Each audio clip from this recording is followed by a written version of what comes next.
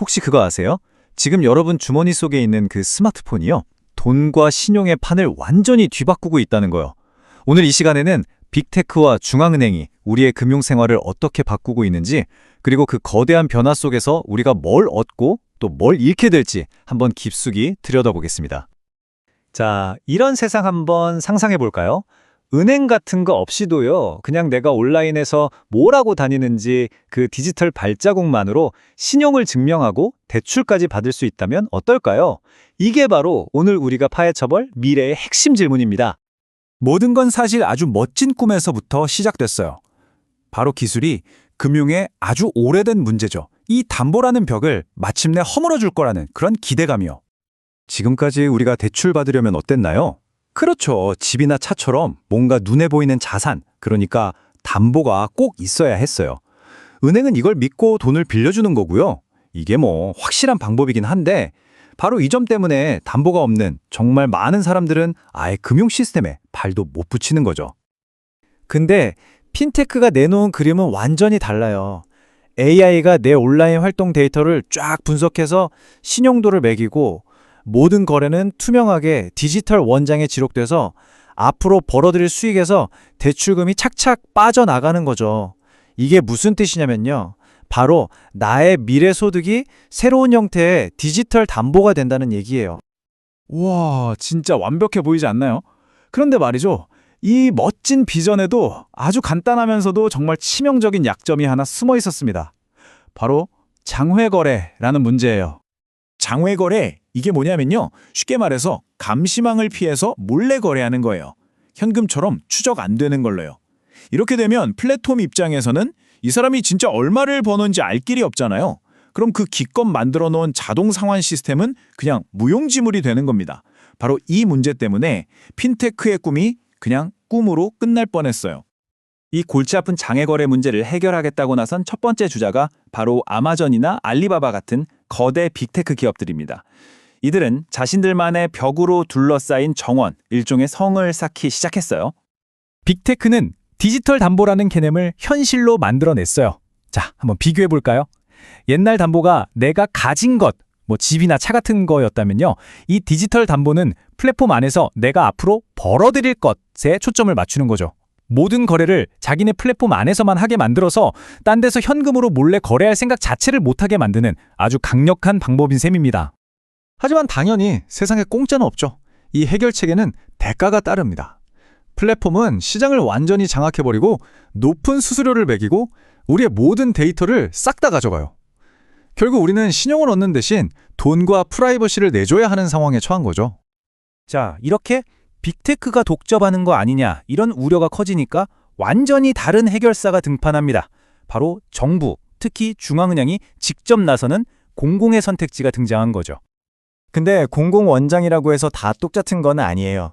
예를 들어 미국의 페드나우는 은행끼리만 쓰는 시스템이고요. 브라질의 픽스는 모든 국민이 다 쓰는 즉시 결제 시스템이죠. 여기서 한 발 더 나아가면 아예 중앙은행이 직접 디지털 화폐, 그러니까 우리가 아는 CBDC를 발행하는 형태가 될 수도 있고요. 바로 여기서 아주 근본적인 딜레마가 생겨요. 공공원장은 빅테크처럼 독점은 안 하니까 비용은 낮출 수 있겠죠. 그런데 만약 정부가 우리는 시민 프라이버시를 존중합니다 하면서 거래 내역을 안 들여다본다면 어떻게 될까요? 그렇죠. 사람들이 이걸 이용해서 또 몰래 장외 거래를 할 유인이 생기는 거예요. 대출 갚는 걸 피하기가 오히려 더 쉬워지는 좀 아이러니한 상황이 벌어지는 겁니다. 바로 이 지점에서 정책을 만드는 사람들은 피할 수 없는 선택의 갈림길에 서게 됩니다. 이걸 바로 정책 트릴레마라고 부르는데요. 지금부터 이걸 자세히 한번 뜯어보죠. 자, 오늘 분석에서 가장 중요한 개념입니다. 바로 불가능의 삼각형. 목표가 세 가지가 있어요. 담보 없이도 쉽게 대출받는 것, 수수료도 싸고 독점도 없는 시장, 그리고 완벽한 내 개인정보 보호. 문제는 이 세 가지를 전부 가질 수는 없다는 겁니다. 무조건 이 중에서 최대 두 가지만 고를 수 있어요. 자, 첫 번째 선택지입니다. 만약 우리가 빅테크의 독점을 받아들인다면요. 강력한 통제력으로 장외 거래를 막으니까 신용 문제는 해결돼요. 하지만 그 대가로 낮은 비용과 프라이버시, 이 두 가지는 포기해야만 합니다. 두 번째 선택지는 프라이버시를 최고로 치는 공공원장을 만드는 거예요. 이렇게 하면 낮은 비용과 프라이버시는 지킬 수 있겠죠? 하지만 그렇죠. 장외 거래를 막을 방법이 없으니까 신용을 제공하는 기능은 약해질 수밖에 없는 거예요. 마지막 선택지는요, 플랫폼끼리 서로 정보를 공유하거나 아니면 정부가 아예 모든 걸 기록하는 스마트 CBDC를 운영하는 겁니다. 이러면 신용 문제도 해결하고 낮은 비용도 유지할 수 있어요. 하지만 우리의 모든 거래 정보가 공유되거나 감시당하니까 프라이버시는 그냥 사라져버리는 거죠. 아, 그럼 우리는 그냥 이 트릴레마라는 덫에 꼼짝없이 갇혀 있어야만 하는 걸까요? 이 빡빡한 규칙을 조금이라도 비틀어볼 방법은 없을까요? 바로 여기서부터 미래를 향한 고민이 시작됩니다. 다행히도 희망은 좀 보입니다. 이 분석의 토론자로 참여했던 MIT의 마리암 파부디 교수가 새로운 기술이 이 딜레마의 실마리를 풀어줄 수 있다고 말했거든요. 그녀의 말을 그대로 옮겨보자면 최근 암호학의 발전이 이 트릴레마를 해결하는 데 도움이 될 수 있습니다. 예를 들어 영지식 증명 같은 최신 암호 기술을 한번 생각해 볼 수 있어요. 이게 뭐냐면 쉽게 말해서 내가 내 신분증의 모든 정보를 다 보여주지 않고도 나는 성인입니다 라는 사실 하나만 딱 증명하는 것과 같아요.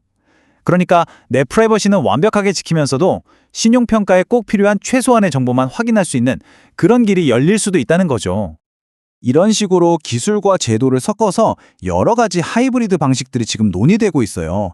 뭐 예를 들면 아주 소액만 익명으로 거래하게 해준다거나 아니면 물건 파는 사람하고 사는 사람한테 서로 다른 수준의 프라이버시를 적용하는 뭐 그런 창의적인 아이디어들이 나오고 있는 거죠. 그리고 이 문제는요, 단순히 개인의 선택 문제에서 끝나지 않아요. 국가적인 차원의 고민이기도 합니다. 만약에 외국의 어떤 빅테크 플랫폼이 우리나라 결제망을 완전히 장악해버린다면 그건 곧 우리나라의 경제 주권이 통째로 흔들릴 수 있다는 걸 의미하니까요. 결국 기술은 우리에게 계속해서 질문을 던지고 있습니다. 돈이 그냥 돈이 아니라 프로그래밍이 가능한 코드가 되는 미래에 우리는 이 세 가지, 편리한 신용, 저렴한 비용, 그리고 소중한 프라이버시 사이에서 과연 어떤 선택을 해야 할까요? 이 질문에 대한 답은 어쩌면 우리 모두의 손에 달려 있을지도 모릅니다.